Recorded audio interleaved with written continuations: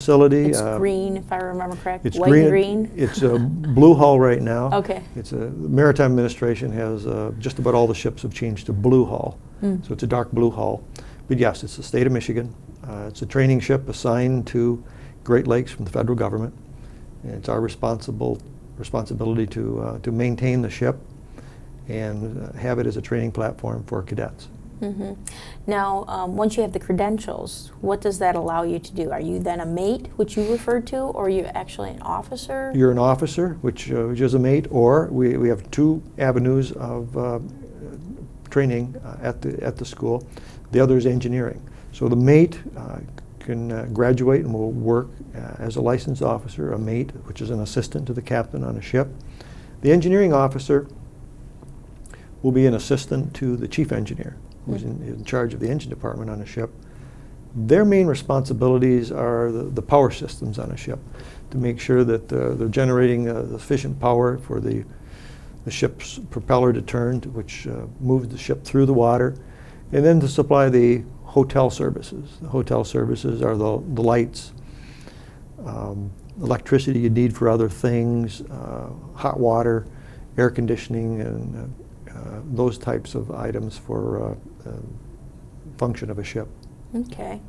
You said about 15 students a year so far. Is that? Yes, our numbers went down when we changed to a 4-year degree, and we did that in 1999. It's taken us a bit longer to get ramped up to the numbers that we want. We went through great change, and we did that in 1999.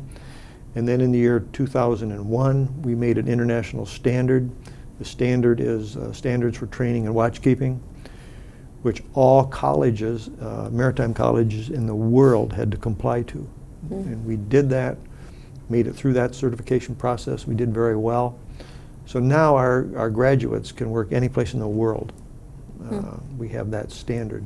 So that was a lot of extra work, and then naturally in 2003 we moved into our new facility. So a lot of activity. A lot of change in the past 5-6 years at the school, yes. From moving from, you were a 2-year college then, is what you're saying, you 2-year to a 4-year? Or? We were at associate degree level, but it was a 3-year program. Okay. Because of the added federal requirements and sea time. It took 3 years for the associate level. So we were able to change the program to somewhat, so it's a 4-year program now in your 4-year degree. These jobs that, when you have the degree and then you actually get a job, are these good paying jobs? Very well paying jobs. Like I said, we graduate around 15, and we should be graduating 35. There's that many jobs on the Great Lakes. Starting wage is about $65,000 in that threshold, and naturally as you move up the chain of command into more responsibility, the pay increased into the 6 figures. Okay. Are these jobs, obviously they're jobs away from home. How long does a typical tour, I guess is what I would refer to it as, occur? Really depends on the company that you work with. A number of the companies have a system where you're on a ship for 60 days and off for 30. Some are 30 and 15, or a 30-30, or a formula like that. So it really depends on the company that you do work. But obviously you're gone, yes. And you're going to be gone, and you will work approximately 7, maybe approaching 8 months a year. Okay. And does the college help or work with the graduate to find them a job, or are these just pretty much open positions that are easy to find? Right now, it's not very hard to find a job. Like this year I mentioned, we have in the neighborhood of 15 that will graduate. We've already had about 18 companies come by looking for people. So it's not something we have to work very hard at this particular year for employment for our graduates. And that's for a number of reasons. The business is good on the Great Lakes, and the officers, age-wise, is average age is about 53, so you can appreciate what's happening. We're starting to see a huge number of people retire, so consequently we have to replace that retiring group. So we expect that over the next 5 years there will continue to be a great need for people. Hmm. Now, the boats, are they still the largest be 1,000 foot? Largest is 1,000 foot. Okay. Yes. And smallest are 600 foot? 600. There are some smaller tug barges, and there's that entity of the Great Lakes industry too. So it would be a smaller tug barge operation, which they can get into smaller harbors and take maybe some different type of cargoes. So that's a sector of the business that's booming too. And it's still very economically viable to transport goods on the Great Lakes then? Yes, it is. It's the cheapest way to move any cargo in the world.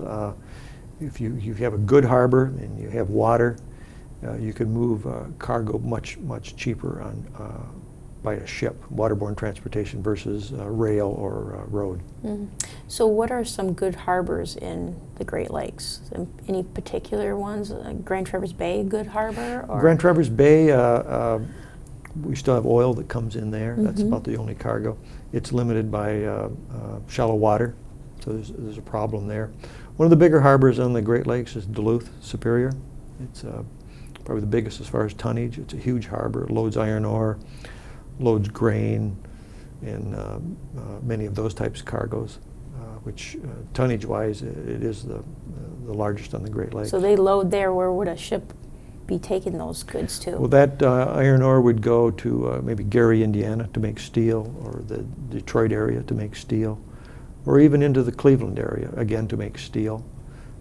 And the grains, much of the grains would be loaded, and they may go to Europe or another country or someplace in the world, because saltwater ships do come into the Great Lakes. Okay. Now, steering these boats, I mean, 1,000-foot boat, that's a pretty big boat. Yes, it It is. can be kind of scary, I would think. I mean, I drive just a small boat, and steering it can be very challenging at times. Very challenging. You have any turn you have in the rivers, you have one chance to make the turn correct. So it's a lot like a race car driver. They talk about the groove on a specific turn that they have to make to have optimum control of their car.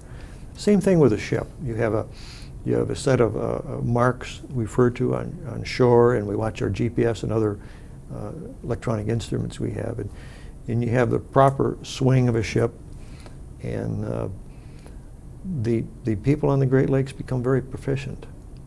Really quick. Very quick. Well, you have to, obviously. Yeah, what happens when, I'm sure that it's happened where you miss, you missed your turn, or you go a little outside your turn. That I would assume you guys teach in some of your classes. We teach, absolutely we do. We have a wonderful ship handling simulator, so we can simulate mishaps too, because you want to go through the so-called near misses when you have a mistake, how to recover quickly, because obviously you don't recover quick enough, the ship will ground, and that leads to great expense to the ship because of the generally there'd be bottom damage and something of that nature. But yeah, we spend a lot of time with that. But you want to start a turn and follow it through and have a series of checks to make sure that the turn in a river is going well, and monitor all your electronic aids you have. Now, when you became a mate, you went through all these types of courses too? Did they have those years No, past? we really didn't. In the 70s, when I was a mate, we didn't have simulators on the Great Lakes, and we didn't have simulation at Great Lakes Maritime Academy until the 80s. And the first simulation we had was radar simulation.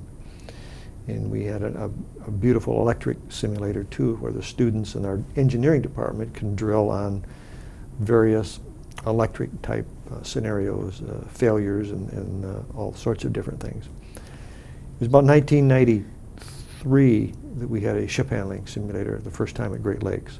And it was a phenomenal training device. And now we have 2 simulators, ship handling simulators. And we can simulate the St. Mary's River. We can simulate our school ship, State of Michigan. Students can take the ship up the river and go through all of the turns that you would in real life. Well, that's interesting. No, we talked a little bit about the State of Michigan boat, and then the campus, which was opened in 2003. I assume the renovation of the harbor, that was 2005 in Grand Traverse Bay. Mm-hmm. That's probably a very important component to the Maritime Academy.